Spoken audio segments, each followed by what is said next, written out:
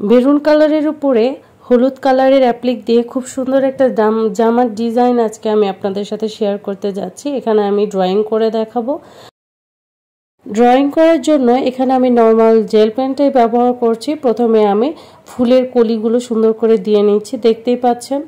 এই স্টেপগুলো কিন্তু সেলাই করলে খুবই সুন্দর লাগে। এই ডিজাইনটা আমি টিউটোরিয়ালেও আপনাদের সাথে শেয়ার করব আমি কিভাবে হাতের কাজটা করেছি।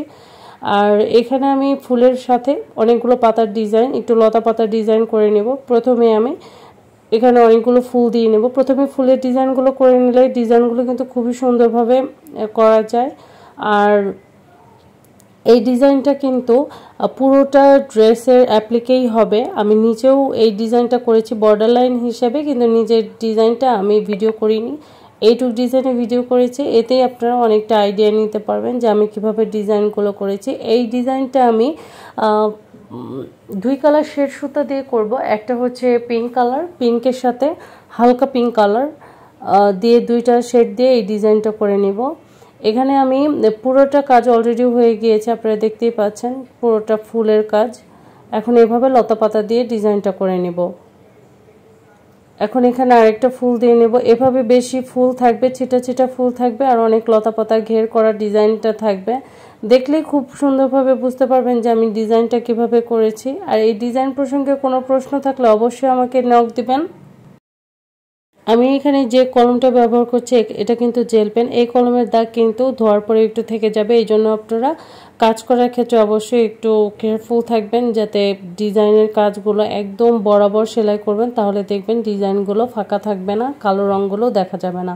আর কালো রঙ দেখা গেলে একটু তো খারাপ লাগবেই দেখতে, এক্ষেত্রে আপনাদের একটু সচেতন থাকতে হবে। আর এই ডিজাইনের ক্ষেত্রে একটু খেয়াল রাখবেন, একটু ঘন ঘন করে পাতা দিবেন, তাহলে দেখবেন ডিজাইনটা খুব সুন্দর লাগে। আমি এইভাবে ফুল দিয়েছি এবং ঘন ঘন করে পাতা দিয়েছি। আপনারা দেখতেই পাচ্ছেন পাতাগুলো কিন্তু খুব একটা বড়ও না, খুব একটা ছোটও না, মিডিয়াম সাইজের পাতা। এভাবে আপনারা সম্পূর্ণ ড্রেসে করে নেবেন। আমি কিন্তু এভাবে ফুল জামার ডিজাইনটা কমপ্লিট করে নেব। এখন আমি লতা পাতা দিচ্ছি। এভাবে ঘন ঘন লতা পাতা দিলে ডিজাইনগুলো অনেকটা সুন্দর লাগে। লতা পাতার সাথে একটু করে ফুল থাকবে, আবার একটু করে লতা পাতা থাকবে, আবার একটু পাতা থাকবে, এভাবে সম্পূর্ণ ডিজাইনটা করে নিয়েছি।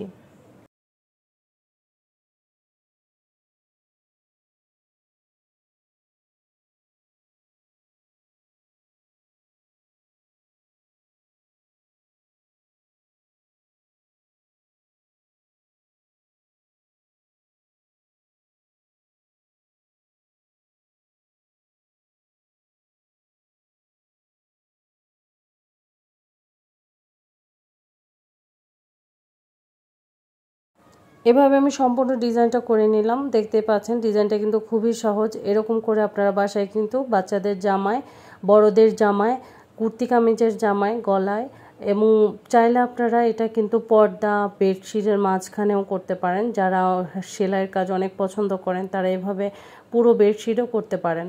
আমি অফ ক্যামেরায় সম্পূর্ণ ড্রয়িংটা করে নিয়েছি। কেমন লাগলো জানাতে ভুলবেন না। ধন্যবাদ সবাইকে। আসসালামু আলাইকুম।